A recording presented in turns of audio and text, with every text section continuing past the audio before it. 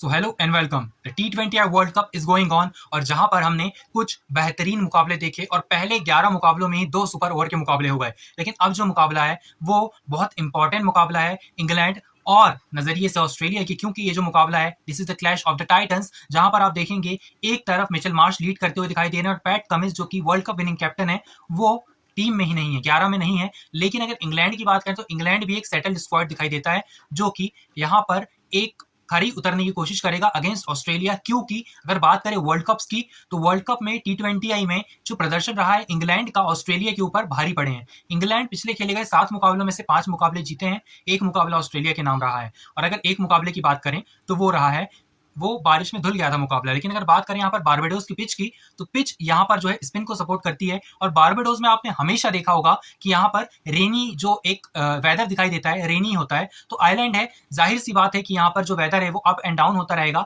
ऐसे ही अगर देखें तो मैच पूरा तो नहीं धुलेगा लेकिन थोड़ा बहुत इफेक्ट रेन का जरूर दिखाई देगा, 1 या 2 बार बारिश भी हो सकती है। लेकिन अगर बात करें इस दिन की तो इस पर्टिकुलर डे पे 4 मुकाबले होने वाले हैं, जिसमें से इंपॉर्टेंट मुकाबले 3 हैं। वो है न्यूजीलैंड वर्सेस अफगानिस्तान जो कि सुबह 5:30 बजे खेला जाएगा, और अगर बात करें श्रीलंका वर्सेस बांग्लादेश की जो कि दोपहर में खेला जाएगा, और जो इंपॉर्टेंट मुकाबला है वो ये वाला है, वो है ऑस्ट्रेलिया बनाम इंग्लैंड। तो हम बात करते हैं इस मुकाबले की। इस मुकाबले में अगर आप बात करें जॉस बटलर और फिल शॉल्ट की, जो कि आईपीएल में ठीक ठाक प्रदर्शन करके आ रहे हैं और बेहतरीन प्रदर्शन करके आ रहे हैं, तो उनका रहना इस टीम में बहुत जायज है। जॉनी बेयरस्टो का उतना कुछ खास प्रदर्शन दिखाई नहीं दिया आईपीएल में भी, तो बेयरस्टो से ज्यादा कुछ उम्मीद है नहीं। हालांकि अगर मैक्सवेल की बात करें तो पिछले मुकाबले में फ्लॉप साबित हुए थे। लेकिन अगर बात करें इंग्लैंड की तो इंग्लैंड में जोफ्रा आर्चर की वापसी हुई है जो कि एक बहुत अच्छी बात है। लेकिन आदिल रशीद हो, चाहे वो मोइन अली हो, चाहे वो एडम ज़ैम्पा हो, सबको यहाँ पर विकेट जो है टर्न है यहाँ पर तो मदद मिलेगी, चाहे वो लियम लिविंगस्टन भी हो। लेकिन अगर बात करूं यहाँ पर इस मुकाबले की तो यहाँ पर बल्लेबाजी में आप देखते हैं ट्रेविस हेड को, डेविड वार्नर को, मिचेल मार्श को देखते हैं, बेयरस्टो को देखते हैं।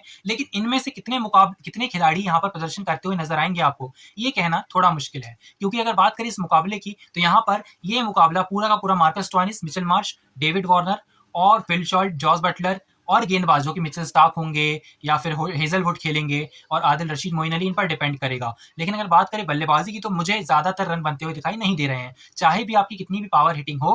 लेकिन बारबाडोस की पिच पे जो एवरेज स्कोर है 150 का है और 170 का जो स्कोर है वो आइडियल होगा किसी भी टीम के लिए जीतने के लिए। लेकिन अगर बात करें टॉस की तो बहुत महत्वपूर्ण हो जाता है। आप टॉस करके पहले गेंदबाजी करते हैं तो आपको बल्लेबाजी में मदद मिलती है, चाहे वो बात करें इंग्लैंड की या ऑस्ट्रेलिया की। ऑस्ट्रेलिया चाहेगी कि वो चेस करे क्योंकि उनको इसमें महारत हासिल है। लेकिन अगर बात करें श्रीलंका वर्सेस बांग्लादेश की तो वहां पर आप देखते हैं श्रीलंका या बांग्लादेश जीतेगी, वो कहना थोड़ा अनप्रेडिक्टेबल है। मेरे हिसाब से मैं बांग्लादेश को 60% ऑफ चांसेस देता हूं जीतने के। वैसे ही न्यूजीलैंड वर्सेस अफगानिस्तान में मैं 70% ऑफ चांसेस देता हूं। यहां पर मुझे ऐसा लगता है कि न्यूजीलैंड इस मुकाबले को जीत जाएगा। सुबह जो मुकाबला है उसे तो आप अपने टीवी ऑन कर सकते हैं और वो मुकाबला भी देख सकते हैं। लेकिन अगर बात करें इस मुकाबले की तो पर्टिकुलर बताना बहुत मुश्किल है।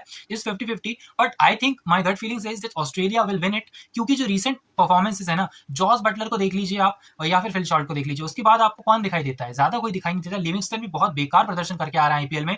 और आईपीएल का जो प्रदर्शन है ना वो एक तरीके से एक साइन होता है, एक मिरर, मतलब सामने आप अपने आप को आईने में देखते हैं जहां पर आप समझ में आ जाता है आपको कि आपका प्रदर्शन किस तरीके का है और किस तरीके से आप T20I वर्ल्ड कप में खेलने वाले हैं। वैसा ही दिखाई दिया ग्लेन मैक्सवेल कोई परफॉर्म नहीं कर रहा है इस मुकाबले में। अगर परफॉर्म करते हैं तो बल्ले से परफॉर्म करेंगे, अगर स्पिन चलती है तो वो थोड़ा बहुत अनप्रेडिक्टेबल गेम खेलकर आउट हो जाएंगे। वैसे ही लियम लिविंगस्टन है, हो सकता है कि ऑफ स्पिनर के खिलाफ आउट हो तो लियम लिविंगस्टन आपके लिए बहुत ही जो है इंपॉर्टेंट हो जाते हैं अगेंस्ट ग्लेन मैक्सवेल। चलिए बात करते हैं ड्रीम 11 टीम की। तो यहाँ पर आप देखते हैं Phil Salt, Jos Buttler, David Warner, Travis Head और मिचेल मार्श को मैंने रखा हुआ है, और यहाँ पर ऑलराउंडर सेक्शन में मोइन अली और मार्कस स्टोइनिस को। लेकिन अगर बात करें गेंदबाजी की तो जॉस हेजलवुड यहाँ पर मेरे टीम में होंगे, मिचेल स्टार्क होंगे, आदिल रशीद होंगे, और कौन होगा, और एक होंगे जोफ्रा आर्चर। आप चाहें तो जोफ्रा आर्चर की परफॉर्मेंस इतनी अच्छी नहीं रही है, इसीलिए आप पिक कर सकते हैं किसी और गेंदबाज को। वो होगा कौन? आप ऑफ स्पिनर के तौर पर यहाँ पर लियम लिविंगस्टन को रख सकते हैं। और अगर बात करें मार्क वुड की तो he is not the worst choice, he is the best choice among all. तो आप जोफ्रा आर्चर को ड्रॉप कर दीजिए